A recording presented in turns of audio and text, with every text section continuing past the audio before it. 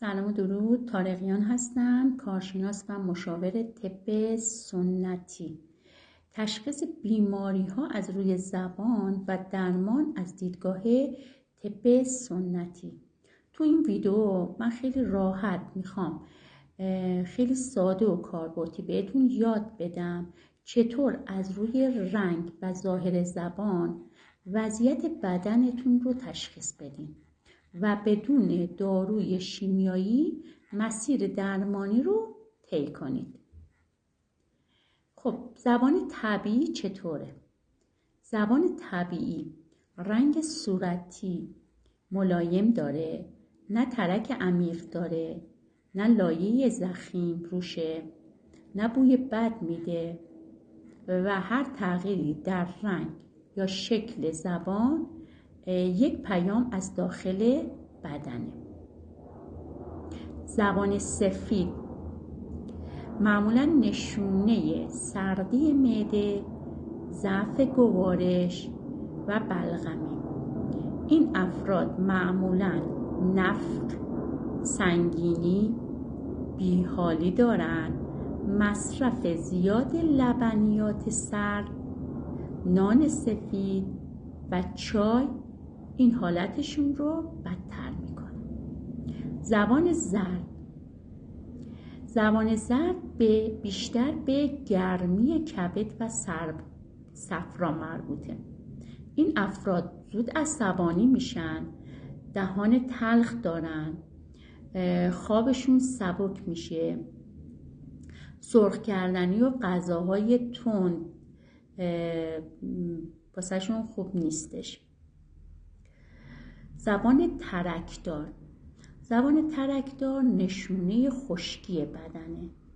معمولاً در افرادی که دیده میشه که آب کم مصرف میکنن یا زیاد چای میخورن.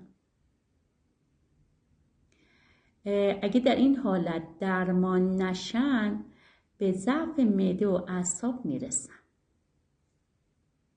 زبان پفدار با اثر دندون روی زبون نشونه ضعف طحال و هضم ناقصه. این افراد معمولاً زود خسته میشن، نفخ دارن و اضافه وزن موضعی دارن تو ناحیه مثلا شکم، تو ناحیه ران و باسن، تو ناحیه بازو، یک جای خاصی از بدنشون اون اضافه وزنه هستش. زبان آینه بدن ماست، اما درمانش برای هر کسی فرق میکنه.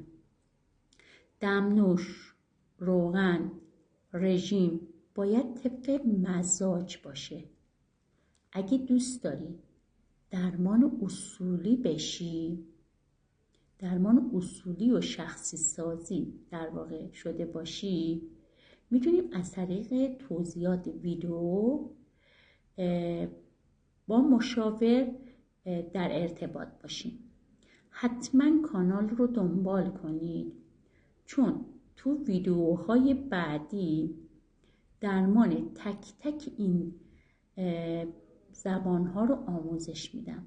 یعنی تک تک این زبانهایی که گفتم، زبان سفید، زبان زرد، زبان ترکدار، زبان پفدار و دندونه دار و این موارد رو بهتون آموزش میدم. حالا که زبان شما اینطوریه چطوری درمان براش اتفاق بیفته. شب خوبی داشته باشین در پناه حق.